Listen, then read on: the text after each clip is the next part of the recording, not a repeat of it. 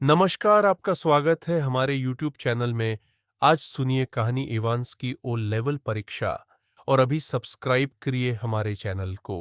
मार्च के प्रारंभिक भाग में परीक्षा बोर्ड के सचिव को ऑक्सफोर्ड कारागार के गवर्नर से दूरभाष से प्रार्थना मिली कि वह इवांस नामक एक अकेले प्राणी अभ्यर्थी के लिए कारावास में एक परीक्षा केंद्र का सृजन करे। उसने शून्य स्तर की जर्मन की रात्रि कक्षाएं पिछले सितंबर में आरंभ की थीं। कक्षा में वह एकमात्र छात्र था। सचिव ने अन्य रस्मी पूछताछ की तथा सभी फार्म एवं सामग्री भेजने का वायदा किया। इवांस की तंग कोठरी को परीक्षा कक्ष में परिवर्तित कर दिया गया। सेंट मेरी मैग्स से एक पादरी को निरीक्षक का कार्य करना था। गवर्नर ने सचिव को यह नहीं बताया कि जेलतोड़ इवांस पहले ही 3 बार कारागार जेल से बचकर निकल चुका था। वह ऑक्सफोर्ड कारागार से भी ऐसा ही कर चुका होता यदि ऊपरी उत्तर के क्षेत्र में अत्यधिक सुरक्षा संस्थानों में बेचैनी खलबली न हुई होती। ऑक्सफोर्ड कारागार के गवर्नर ने यह देखने के लिए व्यक्तिगत रुचि ली कि इवांस को बच निकलने का कोई अवसर प्राप्त न हो। परीक्षा से एक दिन पहले अर्थात सोमवार 7 जून को इवांस के जर्मन भाषा के शिक्षक ने संध्या 8:30 पर उससे हाथ मिलाया तथा उसको सौभाग्य की कामना की। वे अत्यधिक सुरक्षित मनोरंजन ब्लॉक में मिले थे जो डी विंग शाखा के बिल्कुल सामने था। अगले दिन मंगलवार 8 जून को 2 व्यक्ति इवांस से भेंट करने आए। वे थे डी विंग शाखा का वरिष्ठ कारागार अधिकारी में शून्य जैक्सन तथा में शून्य स्टीफन्स, जो कि एक मोटा ताजा उदास दिखने वाला व्यक्ति था जिसे इस व्यवसाय में हाल ही में भर्ती किया गया था। में शून्य जैक्सन ने खिल्ली उड़ाने के अंदाज में इवांस को आइंस्टीन कहकर संबोधित किया। इवांस के चेहरे पर दाढ़ी नहीं बनी हुई थी तथा उसने में शून्य जैक्सन से प्रार्थना की कि वह उसे दाढ़ी बना लेने दे। जैक्सन ने स्टीफन्स को निर्देश दिया कि वह सुनिश्चित कर ले कि वह इसके उस्तरे को कोठरी से बाहर ले जाए। में शून्य जैक्सन ने इवांस को बताया कि उसके पास स्वयं को चुस्त बनाने के लिए आधा घंटा ही था। उसने इवांस को कहा कि वह अपने सिर से उस गंदे दिखने वाले टोप को हटा ले। इवांस ने उत्तर दिया कि यह उसके जीवन में सौभाग्य लाया था तथा उसने प्रार्थना की कि परीक्षा के दौरान इसे पहने रहने की अनुमति दी जाए। उसी सवेरे 8:45 पर सम्मान योग्य स्टुअर्ट मक्लियरी ब्रॉड स्ट्रीट के अपने अविवाहितों कुआरों वाले फ्लैट से निकला तथा तेजी से कारफैक्स की ओर कदम रखे। तापमान सामान्य से अत्यंत कम था। लंबे काले ऊपरी कोट तथा कम ऊंची पर सटी हुई पादरी वाली टोपी हैट ने उसे लगातार हो रही बूंदाबांदी से स्वागत योग्य सुरक्षा प्रदान की थी जो उसके चश्मे के शीशों पर छितरा रही थी। अपने दाएं हाथ में वह एक छोटा भूरा सूटकेस लिए हुए था जिसमें प्रातःकालीन कर्तव्यों के लिए वह सब कुछ रखा हुआ था जिसकी उसे आवश्यकता पड़ेगी। 2 घंटे चलने वाली परीक्षा प्रातः 9:15 बजे आरंभ होने वाली थी। 2 छोटी वर्गाकार मेजें एक दूसरे के सामने लगाई गईं। 2 कठोर कुर्सियां इन मेजों के सामने रखी गईं। जैक्सन ने इवांस को बताया कि गवर्नर स्वयं ही इस कक्ष की बातचीत सुनेगा। जैक्सन एक बाज की भांति उस पर निगरानी रखेगा। उसने इवांस को कहा कि वह अपनी नाक साफ रखे। इवांस ने स्वीकृति में सिर हिलाया। उसका 2 नंबर का रुमाल शयनतरी पर तैयार रखा हुआ था। कोठरी से प्रस्थान करने से थोड़ी देर पहले जैक्सन ने इवांस को सौभाग्य की कामना की। कारागार के मुख्य द्वार के तुरंत भीतर उस छोटे से कक्ष में आदरणीय S. मक्लियरी ने भेंटकर्ताओं की पुस्तिका में अत्यंत सफाई से अपने नाम के हस्ताक्षर किए। वहां से वह एक चुप निःशब्द कारागार अधिकारी के साथ साथ व्यायाम के प्रांगण से होता हुआ विंग शाखा तक पहुंचा। यहाँ जैक्सन द्वारा उसका अभिवादन किया गया। शाखा के भारी बाहरी द्वार का ताला खोला गया तथा उनके भीतर आने के पश्चात बंद कर दिया गया। यही भीतरी भारी द्वार के साथ किया गया। अब मक्लियरी की देखभाल स्टीफंस को करनी थी। जैक्सन फुसफुसाया कि क्या उसने उस्तरा ले लिया था। स्टीफंस ने सिर हिलाया। स्टीफंस का अनुसरण करते हुए मक्लियरी उस कोठरी तक पहुंचा जहां इवांस को रखा हुआ था। स्टीफंस ने झांकने का सुराख खोला तथा इवांस को पूर्ण रूप से प्रारंभिक जर्मन व्याकरण की पाठ्यपुस्तक में लीन पाया। स्टीफंस ने छल्ले से चाबी ली तथा कोठरी का द्वार खुल गया। अब 9:10 प्रातः का समय था। गवर्नर ने जैक्सन को निर्देश दिया कि वह इवांस को अस्थायी मामूली सावधानी के विषय में बता दे। गवर्नर ने सोचा कि शायद इवांस मक्लियरी से लाभ उठाने का प्रयास करे। इवांस को तो किसी भी संभावित शस्त्र हथियार से छुटकारा दिला दिया गया था, किंतु भोले भाले मक्लियरी के विषय में क्या? संभवतः वह कोई तय किए जाने वाला फल वाला चाकू ले आए। इवांस इसी चाकू की मदद से अपनी मुक्ति के लिए उसे कैदी बना ले। गवर्नर ने जैक्सन को फोन किया, जिसने हल्के से मक्लियरी के वस्त्रों पर तलाशी के लिए हाथ घुमाया।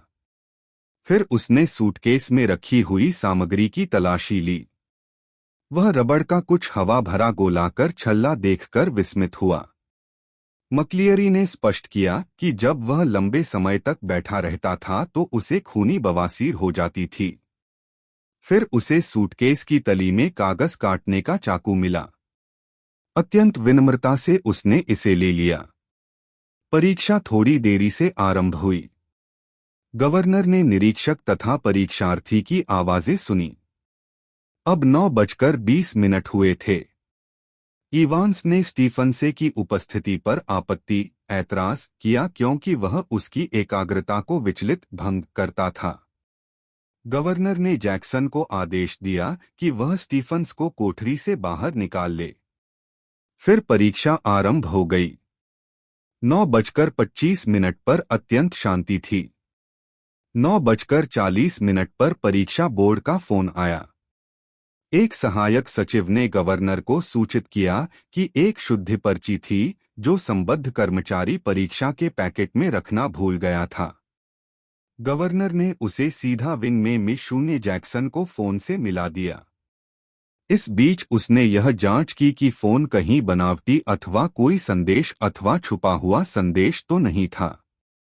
उसने परीक्षा बोर्ड का नंबर मिलाया, किंतु उसे लाइन व्यस्त होने की प्रत्येक संकेत पर बल दिए छोटी तेज पीपी सुनाई दी। 2 मिनट बाद गवर्नर ने कोठरी में फुसफुसाहट में बातचीत सुनी। मक्लियरी उस शुद्धि को बोलकर लिखा रहा था। गवर्नर ने भी 6ठी कक्षा में जर्मन भाषा पढ़ी थी। उसे विशेषणों के, संज्ञा से, सहमति के विषय में सब याद आ गया। फिर उसे दंडाधिकारी के न्यायालय से फोन आया। उन्हें रिमांड के एक मामले में एक जेल की गाड़ी तथा 2 एक जेल अधिकारियों की आवश्यकता थी। पहले घंटे के 1/4 भाग में तो स्टीफंस अत्यंत कर्तव्य भावना से 1-1 मिनट के अंतराल पर छिद्र से झांकता रहा। उसके पश्चात प्रत्येक 2 मिनट पर 10:45 प्रातः भी प्रत्येक बात ठीक ठाक थी। अपने होठों के बीच पेन रखे इवांस अपने सामने दरवाजे की ओर सीधा ताकता हुआ बैठा था, जैसे कि कहीं से किसी प्रेरणा की चाह कर रहा हो। उसके सामने मक्लियरी बैठा हुआ था। उसके बाल किसी के द्वारा अव्यवसायी ढंग से खोपड़ी के अत्यंत समीप से काटे हुए थे। 10:50 पर रिसीवर ने हल्की सी तेज आवाज की। गवर्नर ने महसूस किया कि वह तो कुछ मिनट के लिए इवांस को लगभग भूल ही गया था। इवांस पूछ रहा था कि क्या वह अपने कंधे पर कंबल लपेट सकता था क्योंकि वहां काफी ठंड थी। मक्लियरी ने इस विषय में शीघ्रता करने को कहा। 10:51 पर स्टीफंस को इवांस के कंधों पर भूरा कंबल लिपटा हुआ देखकर आश्चर्य हुआ। उसने अप्रसन्नता से त्योरियां चढ़ाई। उसने परीक्षार्थी को और समीप से देखा। 11:20 पर रिसीवर ने एक बार फिर गवर्नर के कक्ष की निस्तब्धता भंग की। मक्लियरी ने इवांस को बताया कि केवल 5 मिनट शेष बचे थे। परीक्षा अब लगभग समाप्त हो चुकी थी।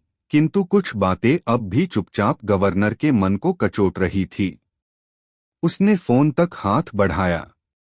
11:22 पर जैक्सन ने गलियारे में से स्टीफंस को आवाज दी। गवर्नर उससे बात करना चाहता था। स्टीफंस ने फोन उठाया तो शीघ्रता से बोले गए आदेशों को सुना। स्वयं स्टीफंसे को मक्लियरी को कारागार के मुख्य द्वार तक ले जाना था। उसे यह पूर्णतया विश्वसनीय बनाना था कि मक्लियरी के कोठरी छोड़ने के पश्चात इवांस के द्वार पर ताला लगा दिया जाए। 11:25 पर गवर्नर ने अंतिम आदान प्रदान सुना। उसने अंतिम बार द्वार को झंझनाते हुए सुना। परीक्षा समाप्त हो गई थी। स्टीफंस मक्लियरी के साथ चलता हुआ मुख्य द्वार तक पहुंचा। उसके लंबे काले ऊपरी कोट ने इस भ्रम को प्रोत्साहित किया कि अचानक ही वह कुछ अधिक पतला हो गया है। स्टीफंस प्रसन्नता महसूस कर रहा था कि गवर्नर ने उसे, न कि जैक्सन को, कहा था कि मक्लियरी को प्रांगण से विदा करे तथा प्रातः काल काफी अच्छा व्यतीत हो गया था। उसने विंग में पुनः प्रवेश किया तथा इवांस की कोठरी का झांकने को सुराख खोला। उसने इवांस की कुर्सी में एक व्यक्ति को पसरे हुए लेटा पाया। उसके समीप से काटे हुए बालों के अनियमित गुच्छेदार बालों का सामने का भाग लाल रक्त से सना हुआ था, जो कि पहले ही छोटी काली दाढ़ी से टपक रहा था। अब यह पादरी के सफेद कॉलर पर फैलता हुआ उसे पादरी वाले सामने के काले भाग पर जा रहा था। स्टीफंस ने जोर जोर से जैक्सन को पुकारा। ये शब्द मक्लियरी के कानों में भी घुस गए। उसने अपने रुमाल को टटोला तथा इसे रक्त बहते हुए सिर पर लगाया। उसने एक हल्की कराह भरी तथा बोलने का प्रयास किया, किंतु उसकी आवाज क्रमश अधिक शांत हो गई तथा फिर रुक गई। पुलिस तथा एम्बुलेंस को बुलाया गया। मक्लियरी ने धीरे धीरे स्वयं को खड़ा किया। उसने मेज पर जर्मन प्रश्न पत्र पाया। उसने जैक्सन से गवर्नर से संपर्क करने को कहा। उसने दावा किया कि वह जानता था कि इवांस कहाँ था। लगभग तुरंत सायरन बज उठे तथा कारागार की पूरी व्यवस्था हरकत में आ गई।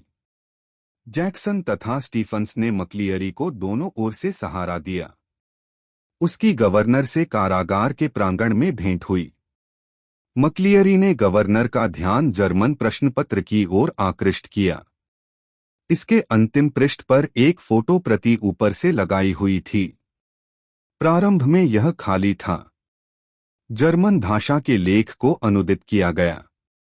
यह पढ़ने में अत्यंत आकर्षक था। इसमें कार्रवाई की योजना थी। पुलिस की एक कार कारागार के द्वार तक आई। जासूसी अधीक्षक कार्टर बाहर निकला तथा उसने गवर्नर का अभिवादन किया।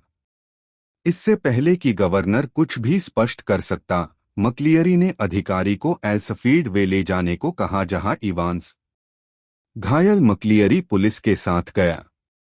गवर्नर ने जर्मन लेख का अंतिम भाग पढ़ा। एल्सफील्ड वे से हैडिंगटन के गोलचक्कर की ओर गाड़ी घुमाओ। गवर्नर को जैक्सन एवं स्टीफंस पर क्रोध आया। इवांस न केवल नकली दाढ़ी, एक जोड़ी चश्मा, गोलबंद होने वाली कॉलर तथा पादरी का अन्य तामझाम छुपाने का प्रबंध कर पाया था, बल्कि उसके पास एक हथियार भी था जिससे उसने मक्लियरी को सिर पर मारा था। गवर्नर अभी भी जर्मन लेख की अंतिम पंक्ति पर ध्यान जमाए हुए था। शब्द न्यूग्रेबन उसे कष्ट दे रहा था। यह न्यूबरी प्रतीत होता था। उसने अपने चालक को जैक्सन तथा स्टीफंस को सेंट एल्डेट्स पुलिस थाने ले जाने तथा वहां मुख्य निरीक्षक बेल से संपर्क करने को कहा। फिर गवर्नर अपने कार्यालय में गया तथा उसने तुरंत बेल को फोन किया। बेल ने उसे इवांस को पकड़ने का वायदा किया। गवर्नर पीछे को होकर बैठ गया तथा एक सिगरेट सुलगा ली। यह एक अत्यंत सुंदरता से बनाई गई योजना थी, किंतु यह इवांस की लापरवाही थी कि वह प्रश्नपत्र को पीछे छोड़ गया। इन संकेतों की सहायता से गवर्नर को इवांस को वापस लाने की आशा थी। अधीक्षक कार्टर ने उसे सूचना दी कि मक्लियरी ने इवांस को एल्सफील्ड वे पर गाड़ी चलाते देखा था, किंतु वह उसे हैडिंगटन के गोलचक्कर पर नहीं पाया। अवश्य ही वह मुड़कर नगर में लौट आया होगा। गवर्नर ने कहा कि संभवतः वह न्यूबरी जाने के अपने मार्ग पर हो। उसने कार्टर से पूछा कि क्या वे मक्लियरी को सही सलामत अस्पताल पहुंचा आए थे। कार्टर ने उत्तर दिया कि वह तब रेडक्लिफ में था। कुछ मिनट पश्चात गवर्नर ने रेडक्लिफ में फोन किया तथा उस पादरी के विषय में पूछा जो वहां उनकी एम्बुलेंस में एल्सफील्ड वे से आया था। गवर्नर को यह जानकर आघात लगा कि जब एम्बुलेंस वहां पहुंची तो वह व्यक्ति गायब हो चुका था। चौथाई घंटे के उपरांत उन्होंने मक्लियरी को सुरक्षित बंधे हुए तथा मुंह में कपड़ा ढूंसे हुए अपने ब्रॉड स्ट्रीट के अध्ययन कक्ष में पाया। उसने कहा कि वह वहां प्रातः 8:15 से ही था जब दो व्यक्ति मिलने आए थे। पूरे अपराह्न में न्यूबरी में पूछताछ का कोई परिणाम नहीं निकला। चाय के समय तक कारागार में प्रत्येक व्यक्ति को यह पता चल गया कि क्या घटित हुआ था। इवांस ने मक्लियरी का वेश धारण किया था तथा भीतर ही रहा था। चिपिंग नार्टन के केंद्र के गिर्द हल्की चहलकदमी के उपरांत इवांस गोल्डन लायन होटल में लौट आया। एक सुंदर नया टोप उसके बालों को छुपाए हुए था। उसकी थोड़ी खुजलाहट से दुख रही थी तथा लाल थी, उस दाढ़ी के कारण जो उसे प्लास्टर से चिपकानी पड़ी थी। उसने स्वागत कक्ष कर्मचारी को कुछ निर्देश दिए, उसकी ओर मुस्कराया तथा अपने कमरे में चला गया। उसे अपने तंग बिस्तर पर गवर्नर को बैठे देखकर आघात लगा। गवर्नर ने इवांस को बताया कि कुछ भी प्रयास करना व्यर्थ था। उसने उस स्थान के चारों ओर अपने व्यक्ति लगा रखे थे, स्त्रियां भी। इवांस हिला हुआ दिखाई दिया। उसने स्वीकार किया कि उस शुद्धिपत्र ने उसका नाश कर दिया था। धीरे, अत्यंत धीरे इवांस थोड़ा ढीला हुआ। वह योजना के विषय में बातें करने लगा। वे किसी भी होटल को नियत कर सकते थे। वास्तविक महत्वपूर्ण बात थी परीक्षा के समाप्त होने से थोड़ा सा पहले ही फोन आना।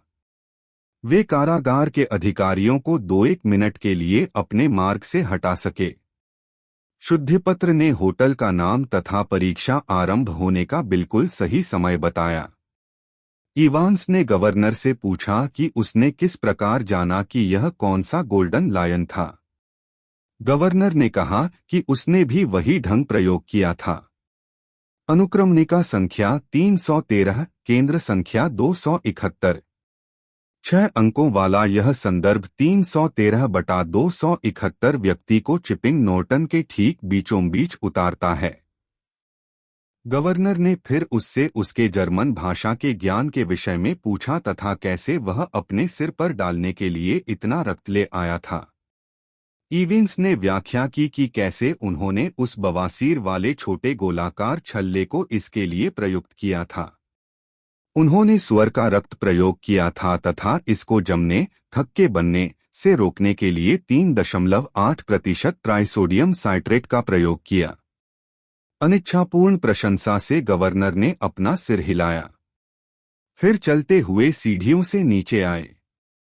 इवांस ने कहा कि उसके कई मित्र थे, यद्यपि उससे कोई भेंट करने नहीं आता था तथा न ही पत्र। उसका जर्मन पढ़ाने वाला शिक्षक तो सदा उसके पास था। गवर्नर ने कहा कि वह तो तकनीकी महाविद्यालय से था। इवांस को इस सब में आनंद आता हुआ प्रतीत हो रहा था। उसने पूछा कि क्या उसने इस बात की जांच की थी। स्वागतकर्मी ने गवर्नर को बताया कि वैन बाहर थी। एक चुपचाप रहने वाले कारागार अधिकारी ने इवांस को हथकड़ी लगाई तथा पुनः पकड़ लिया। फिर दोनों व्यक्ति कारागार की वैन में पिछली सीट पर बैठ गए। इवांस ने कहा, अगले सितंबर से इटालियन भाषा की 0 लेवल कक्षाएं आरंभ हो रही थीं। गवर्नर ने कहा कि शायद तब वह उनके साथ न हो। इवांस ने इस पर विचार किया तथा सोचा कि वह वहां नहीं होगा। जब कारागार की वैन चिपिंग नॉर्टन से ऑक्सफोर्ड रोड की ओर दाएं मुड़ी तो चुपचाप पुलिसकर्मी ने हथकड़ियां खोल दी। वह चालक की ओर मुड़ा तथा उससे तेज चलने को कहा। चालक ने खुले स्कार्ट लहजे में पूछा कि उन्हें किधर चलना चाहिए, तो इवांस ने न्यूबरी जाने का सुझाव दिया। अंतिम सफलता इवांस की रही। वह अपने विरोधियों को मूर्ख बनाने में सफल रहा। एक बार फिर वह कारागार से बच निकला था।